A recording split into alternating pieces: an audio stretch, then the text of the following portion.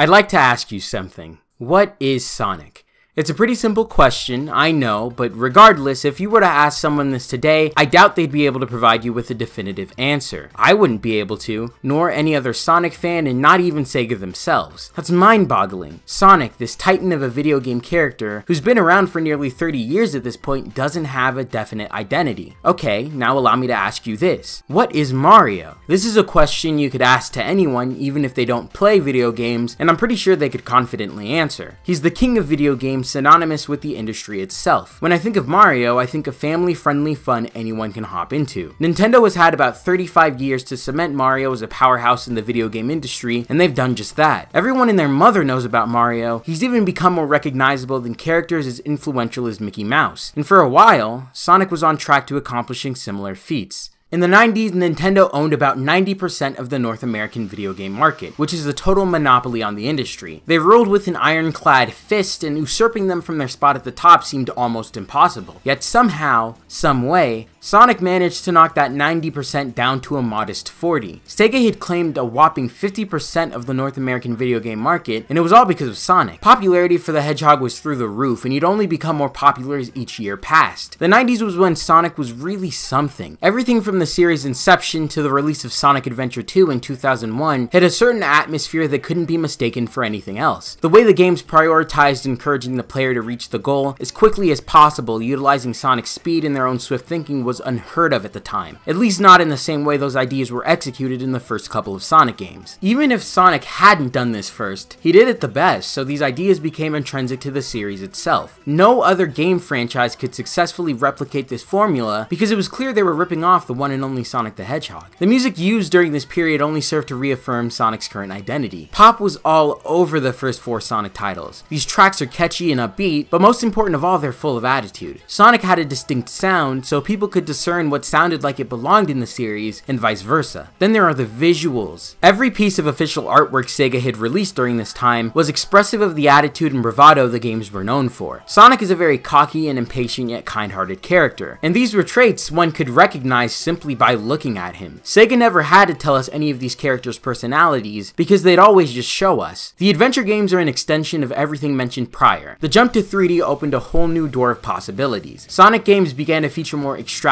set pieces, like boarding down the ice caps and sand dunes in Sonic Adventure, to the iconic opening of Sonic Adventure 2. Pop was still prevalent in the series, but the focus shifted from bouncy tunes to high-octane rock. Adventure Sonic was different, yes, but the attitude that cemented the series during its infancy was still very much alive. There were 2 Sonics, but SEGA wasn't treating them as such, just different interpretations of the same character. Another branch on the same tree, if you will. 2003 is the year when Sonic really started to go off the deep end. Heroes, Shadow, 06, and Unleashed many people consider to be the dark age of the franchise. Disregarding how you feel about each title, I think it's irrefutable that these games are incredibly disconnected from one another. Each brandish their own tone, themes, sound direction, and art styles. I mentioned before how everything from the classic and adventure eras was uniform. It's that kind of uniformity and cohesion that's fundamental towards building an identity. You have to remain something in order to be considered something. SEGA got really experimental during the Dark Ages, and while that's not necessarily a bad thing, experimentation can be a bitch if you don't conduct it properly. Changes should be made incrementally. If you'd like to test a new sound, go ahead. If you'd like to test a new gameplay mechanic, go ahead. If you'd like to test a new art style, go ahead. But by changing everything from one title to the next, SEGA set themselves up to fail. Heroes is a very lighthearted and down-to-earth adventure, while Shadow is a pretentious, violent mess. I would be hard-pressed to say these games aren't Sonic, but they definitely contributed to the identity crisis the series is currently suffering from. I can see aspects of Sonic's original identity in each of these games, but together it's almost as if they're from entirely different franchises. And things worsen as Sonic heads into his next era. Colors, Generations, Lost World, Mania, and Forces.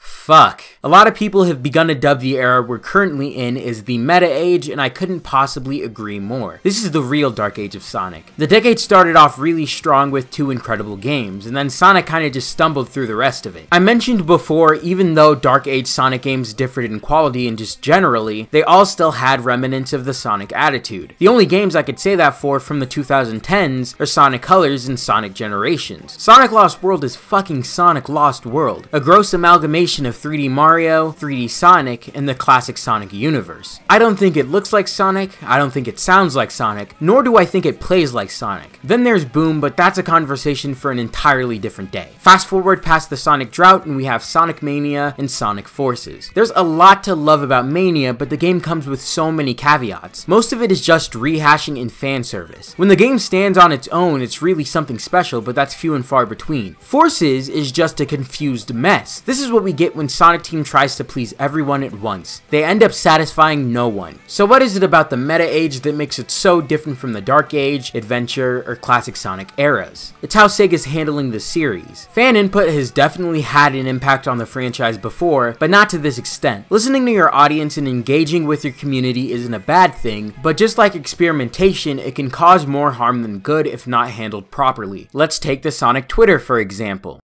Alright, @Gushers asks, yes, hi Sonic sir. Wow, so formal. Why do people always send me this? Oh, and there's a picture here. It's a picture of you, Sonic. Whoa, looks like an old one. What is this, the Dreamcast days? It's a little picture of you saying, I like Gusher.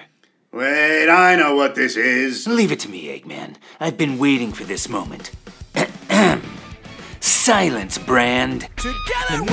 From its opening stage, Sonic Forces displays a number of issues that are emblematic of Dreamcast. Its insistent tonal messages interrupt the initial sprint down the winding road. The cinematic transition sequences that take you from one to the next renders you the observer, not a participant.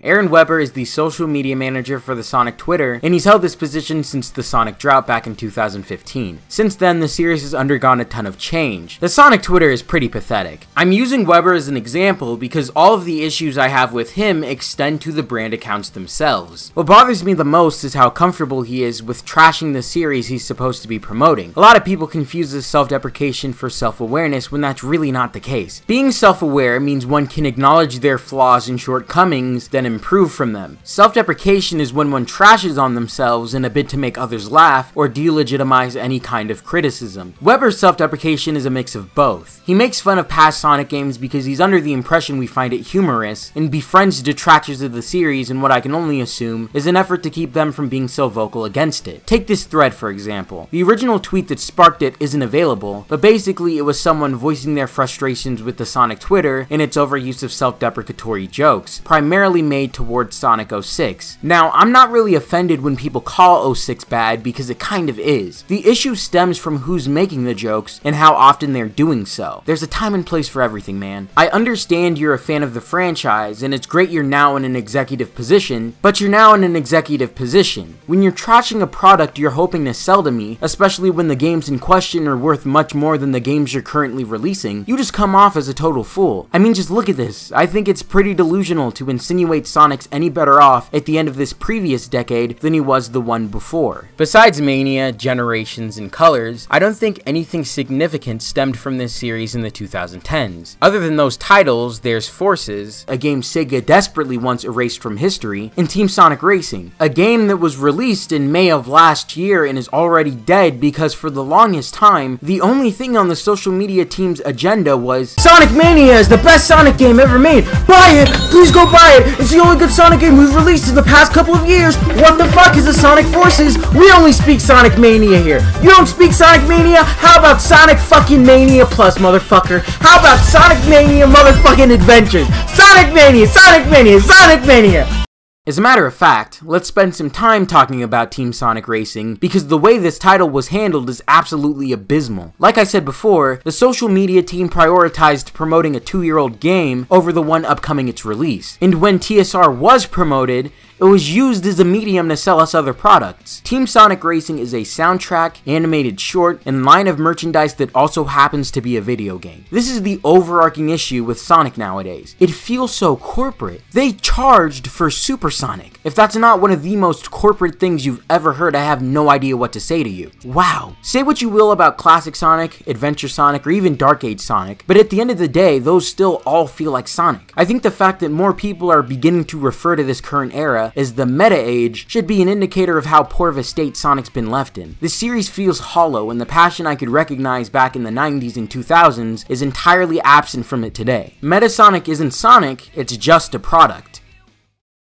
The Sonic identity is non-existent, and if he does have one, it's being a total mess. For me personally, the classic and adventure eras was when Sonic was at his best. Everything else is kinda eh. This series is a collection of different music, styles, and gameplay mechanics. Some are more unified than the others, but for the most part, each game differs from the rest, and Sega's insistence to split the series into these classic and modern eras only aggravates this disconnect. It's self-destructive thinking, and if the Sonic series continues on the path it's currently on, things will only get worse. If I'm being entirely honest, I couldn't care less which gameplay style Sega decides to move forward with. If the next main installment is a boost game, great. If it reverts back to the adventure style, more power to them. I'm fine with all of them, because at the end of the day, they're all Sonic. Out of all these gameplay styles and all these reimaginings of this universe, what has remained constant? What is the commonality between classic Sonic, adventure Sonic, Dark Age Sonic, and somewhat meta Sonic? The characters and the concepts the series juggles. To me, those are the core tenets of the Sonic attitude. It's gotten to the point where the series changes almost every year, and this universe and these characters have become barely recognizable, which is why this meta age has to be the darkest era Sonic's ever been through. I believe the way these games play can change as much as they want to, but so long as it possesses that same attitude, it's still Sonic. I mean, just look at the series history, they've done it before. Classic Sonic is Sonic, Adventure Sonic is Sonic, Dark Age Sonic is Sonic. Meta Age Sonic is like halfway there. I'm hesitant to call this shit Sonic at all. Sonic and the Black Knight is just as much of a Sonic game as Sonic Adventure 2. And even though 06 was as big of a failure as it is, at least we can all find solace in the fact that it isn't Sonic Lost World.